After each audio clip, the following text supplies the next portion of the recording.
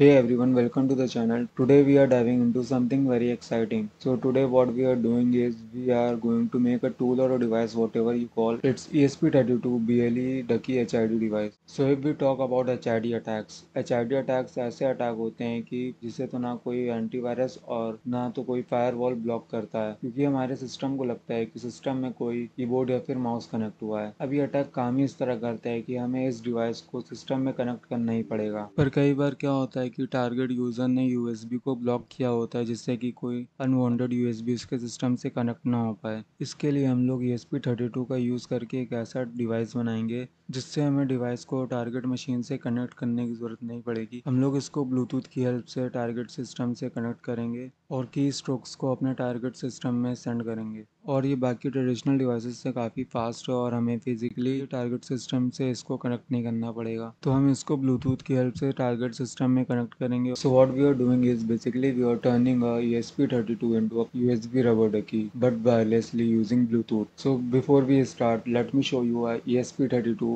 This is ESP32, a small microcontroller that can be used as a hacking device. Believe it or not, this little guy can do far more crazy stuff than you think. तो इसके लिए हम लोग एक script का use करेंगे जिसमें कि आप मल्टीपल पेलोड सेट कर सकते हो और उन्हें अलग अलग ट्रिगर्स के थ्रू रन करा सकते हो। फॉर एग्जांपल, इस स्क्रिप्ट का यूज़ करके आप GPIO पिन 16 से पहला पेलोड रन कर सकते हो, 17 से दूसरा, 18 से तीसरा और 19 से चौथा। तो अभी के लिए इस स्क्रिप्ट में टोटल 3 ट्रिगर्स सेट किए हुए हैं, जिसमें कि आप लोग और एक्स्ट्रा ट्रिगर्स भी ऐड कर सकते हो और GPIO पिन्स को भी अपने हिसाब से चेंज कर सकते हो। तो अब बात करते हैं इस प्रोजेक्ट को बनाने के लिए कौन कौन से हार्डवेयर की हमें ज़रूरत पड़ेगी। तो इस प्रोजेक्ट के लिए हमने ESP32 ROM32C बोर्ड का यूज़ किया है, बट ऑनेस्टली आप कोई भी ESP32 डेव बोर्ड ले सकते हो। और ट्रिगर्स के लिए हमने जंपर वायर्स का यूज़ किया है और फर्मवेयर फ्लैश कराने के लिए बस एक टाइप सी केबल चाहिए। तो सबसे पहले हमें इस स्क्रिप्ट को अपने सिस्टम में क्लोन करना होगा। तो हम यहाँ पे कोड पे क्लिक करेंगे और यहाँ से इस लिंक को कॉपी करके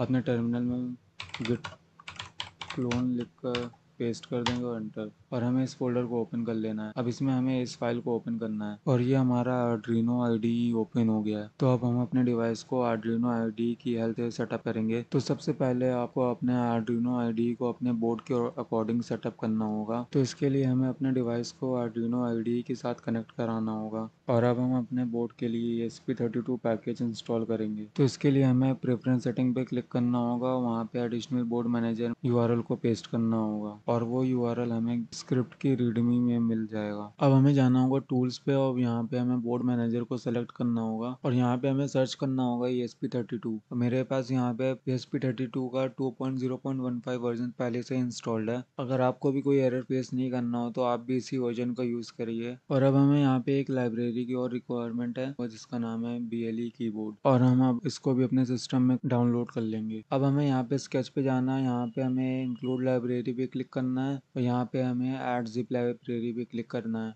और अब हमें BLE कीबोर्ड वाली जिप फाइल को ओपन कर लेना है। अब हमें यहाँ पे टूल्स पे क्लिक करना है, बोर्ड मैनेजर पे जाना है। अब हमें ESP32 में ESP32 डेव मॉड्यूल को सेलेक्ट कर लेना है और हमें साथ में यहाँ पे पोर्ट को भी सेलेक्ट करना होगा कि हमारी डिवाइस कौन से पोर्ट पे चल रही है। तो यहाँ पे मेरे डिवाइस का पोर्ट पहले से ही सिलेक्टेड है।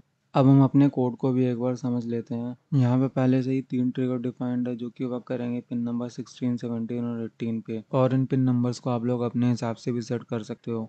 और यहाँ पे जो ब्लूटूथ का नाम भी आएगा उसको भी आप लोग अपने हिसाब से चेंज कर सकते हो और वो ब्लूटूथ डिवाइस उसी नाम से शो होगा। अब हम अपने कोड के इम्पोर्टेंट पार्ट को चेक करते हैं। यहाँ पे ये पहला ट्रिगर है जो कि विंडोज़+R को प्रेस करके रन बॉक्स को ओपन करेगा, वहाँ पे नोटपैड को टाइप करेगा और एंटर करने के बाद नोटपैड ओपन हो जाएगा और वहाँ पे इस लाइन को प्रिंट कर देगा। और प्रिंट करने की स्पीड को स्लो करने के लिए यहाँ पे हम लोगों ने यहाँ पे एक फॉर लूप लगाया है। अगर हम बात करें अपने दूसरे ट्रिगर की तो वो हमारे टारगेट सिस्टम में एक पावर शेल की स्क्रिप्ट को रन करेगा। तो सबसे पहले वो विंडोज़+R को एग्जीक्यूट करके रन बॉक्स को ओपन कर लेगा, फिर वहाँ से पावर शेल को एडमिनिस्ट्रेटर मोड में ओपन करेगा, फिर वो कुछ सेकंड वेट करेगा, उसके बाद इस कमांड को एग्जीक्यूट करा देगा। फिर जो आपके वेब सर्वर से पावर शेल के पेलोड को डाउनलोड करा के सिस्टम पे एग्जीक्यूट करा देगा। वहीं अगर बात करें अपने तीसरे ट्रिगर की तो वो भी इसी तरह काम करेगा। सबसे पहले विंडोज़+R को एग्जीक्यूट कराएगा, फिर वो रन बॉक्स में मेरे यूट्यूब चैनल का लिंक डालेगा, उसको ब्राउज़र में ओपन कर देगा। और इसी तरह हमारा एक चौथा ट्रिगर भी है जो कि मेरे इंस्टाग्राम अकाउंट को ब्राउज़र में ओपन कर देगा। और आप लोग भी इन एग्जाम्पल पेलोड्स को देखकर अपने कस्टम पेलोड्स बना के टारगेट सिस्टम पर एग्जीक्यूट करा सकते हो। इस कोड में कोई भी एरर नहीं है तो हम इसको सीधा अपलोड कर देते हैं। अपलोड करने से पहले ये सबसे पहले इस कोड को कंपाइल करेगा। तो जैसे ही हमारा कोड यहाँ पे अपलोड हो जाएगा तो हमारा डिवाइस यूज़ करने के लिए रेडी हो जाएगा। और जो हमने अपने ब्लूटूथ का नाम दिया था वो भी हमें अपने ब्लूटूथ डिवाइसेस में शो होने लगेगा। और यहाँ पे आप लोग देख सकते हैं कि यहाँ पे हमारे ब्लूटूथ का नाम आ गया जो कि हमने रखा था। और अब हम इस ब्लूटूथ डिवाइस से जैसे ही कनेक्ट करेंगे तो हम यहाँ पे किसी भी तरीके का पेलोड यहाँ पे एग्जीक्यूट करा के रन कर सकते हैं अपने टारगेट मशीन पर। और ये स्क्रिप्ट में जो भी पेलोड्स हैं वो सब हमारे विंडोज सिस्टम के लिए डिज़ाइंड है। यहाँ पे आप लोग देख सकते हैं कि यहाँ पे हमने अपने सिस्टम को इस ब्लूटूथ डिवाइस से कनेक्ट करा लिया है और ये इजीली कनेक्ट भी हो चुका है हमारे सिस्टम से। और अब हम यहाँ पे कोई भी पेलोड को यहाँ पे एग्जीक्यूट करा सकते हैं। और यहाँ पे हमने अपने ESP32 डिवाइस को जंपर वायर्स के थ्रू पिन नंबर 16 से कनेक्ट कर दिया है। और जो हमारा ESP32 डिवाइस है वो हमारे टारगेट सिस्टम से ब्लूटूथ के थ्रू कनेक्टेड है। तो जैसे ही हम अपने जंपर वायर्स को एक दूसरे से कनेक्ट कराएंगे तो हमारा जो ट्रिगर वन है वो एक्टिवेट हो जाएगा और जो उसमें पेलोड सेट है वो भी अपने टारगेट सिस्टम पे एग्जीक्यूट हो जाएगा।